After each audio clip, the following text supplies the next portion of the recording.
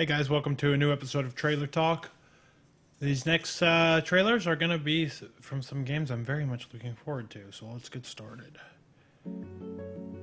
Those beautiful sounds are, of course, of the new game from the creators of Bastion. Bastion was one of my favorite games a couple years ago, and I'm very much looking forward to their next project, which is called Transistor. One of the great things about Bastion was the fucking soundtrack, which was amazing. It's the same composer and vocalist from Bastion, so she might sound familiar. And at a first glance, this may look like Bastion. I mean, it is an isometric game with action combat, but some of the guys who went to PAX played it, and it actually doesn't play like Bastion at all. It has a system kind of like, from the sounds of it, it's kind of like, you know in Mark of the Ninja, how you could freeze time? And like do things, like trigger a bunch of things, then unfreeze time, and you just sort of do it. The combat sort of relies on a mechanic like that, or something like VATS from Fallout. Art style looks incredible. It sounds beautiful. There's supposed to be a little more open, a little more RPG elements to it. It just sounds like a much deeper, more ambitious Bastion, and hey, I'm okay with that. What else? What's next? I can't remember. Okay. So next, I believe, is... Oh, this is a trailer for the new Call of Juarez game. And if you're not a fan of the series, I guess that doesn't completely surprise me. But I'll say this. Techland may not be anyone's favorite developer, but they do make some interesting games occasionally. And while Call of Juarez, The Cartel, was most certainly a terrible game, so is the law. Justice is bought and paid for. The one before it, Call of Juarz Bound in Blood, is actually like a pretty goddamn good Western game. It's actually one of my favorite games of that year. I mean, it was definitely one of the most underrated games of that year. It was kind of a complete surprise, but I liked it, The story was good, the mechanics were solid, and the shootouts themselves were really fun. And it looks like this is a return to form of good Call of Juarez games. It actually looks a lot like Bound in Blood, which was good. So consider me interested again in Call of Juarez. You also might know that these guys are the developers of Dead Island, but I think this is a different team at Techland, which is good. I like Bound in Blood. If you haven't played it, go play it. And yeah, see you at PAX East. All right. Oh, look! Oh, wait! I forgot I can pause. Holy shit! Let's rewind here. Look at that! It's a fucking Super Nintendo. We don't even know what this game is, but you already know fucking hipsters made it. Am I right? No, this new game is actually well, let's play it. It's an indie project. There's this girl. Formed by a studio. She gave me this started by. You have got to listen to this. By Steve Gaynor, and you might know him as the writer and director of the BioShock 2 side story Minerva's Den, which is largely considered to be the best thing to ever come out of BioShock 2. And he was working at Irrational on BioShock Infinite for a while, but he left to go form this independent studio, and this is their first game. And from what I understand, it's supposed to be sort of like this very interactive exploratory game where you can interact in this house with like almost everything, and you're basically, from what I understand, trying to solve or uncover some mystery. And they don't come out right and tell you, but I'm guessing as you explore. She gave me this tape. As you explore this world. Playing it since. Hold on. Is this yet another game with a what's her fucking name? The chick from Juno.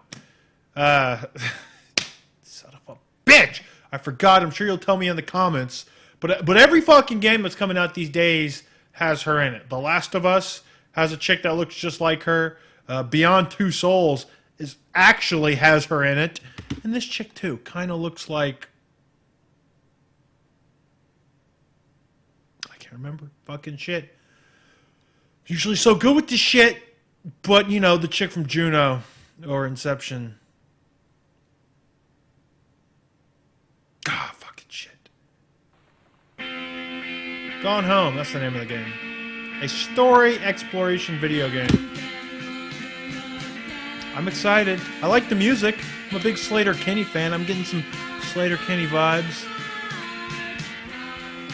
And, yeah, it's like Mist in the House, right? Sort of. Maybe not exactly. Either way, I'm interested. Eject that tape. Put it back in the drawer. Close the drawer. Next game. I don't know. Gone Home. That's coming out probably this year.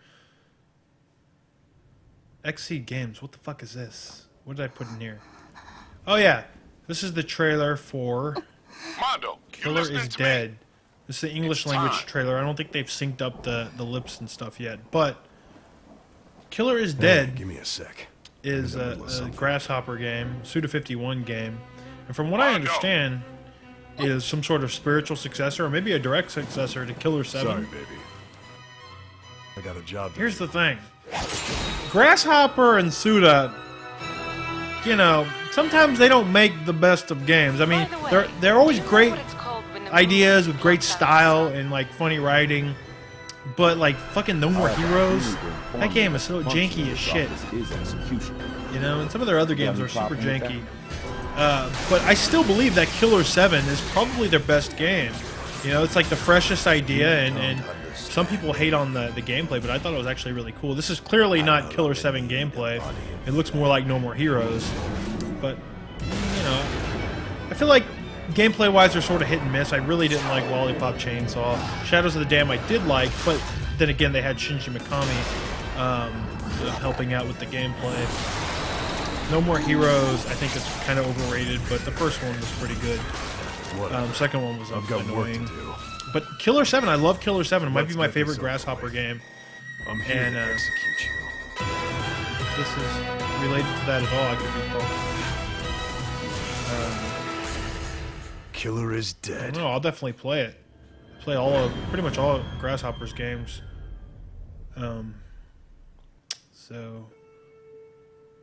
Okay, so this next trailer is for the big Double Fine Kickstarter game. At the beginning of last year, they did a Kickstarter, and it set fucking Kickstarter history, and they raised, you know, a couple $1 million to make an old school, or not Telltale, Double Fine raised a shit ton of money to make a old school point-and-click adventure game, you know, headed by Tim Schafer. You might know Double Fine as the guys who made Psychonauts, and you know, before that they were LucasArts guys. Made stuff like Grim Fandango. But most recently they've been doing smaller projects like, you know, Costume Quest and Trenched and stuff. But this is their old school point-and-click adventure game. The art style is beautiful. I like the way it sounds. Not a big point-and-click adventure guy, so I don't know if I'll end up enjoying the game that much. But man, it looks nice, you know. Now let's just see that Kickstarter for Psychonauts 2, please. Thank you. What's next? Alright, this last trailer is, of course, for Saints Row 4. Which, hey, man, you know what I like about open world games? Not just driving around and shooting dudes. And it looks like they're going even crazier. It's Saints Row 3 with superpowers from the looks of it. This game actually, I think, started out as an expansion pack for Saints Row 3, but it got turned into a full release, and, you know, I might be a little skeptical, but when I see shit like that... Hold on. Let's just... When I see shit like this, right there. Wait, rewind. That's like some fucking... That's like some Hulk Ultimate, or some fucking prototype shit. I like open world games where you have fucking powers and you can like fly around and shit. Well, maybe Prototype kind of sucks, but like Infamous is cool, Crackdown's cool, and if this is like that, then I'm all for it. And Saints Row. My phone's ringing. Let me stop that. Sorry, we missed a letter. And a giant energy drink boss. You know, I never finished Saints Row 3, but you give me Saints Row 3 superpowers, and I'll finish the shit out of that game. Or something. Anyways, that's it for trailer talk. I promise I'm going to try to do these every week. I was actually going to do one last week, but I forgot to turn off, like Chris set an old episode to automatically upload, and I forgot to disable that, and I was going to upload this, and, you know, I didn't. So, I'm uploading it now. Next week, I promise you, there'll be a new one. There's a lot of cool trailers out.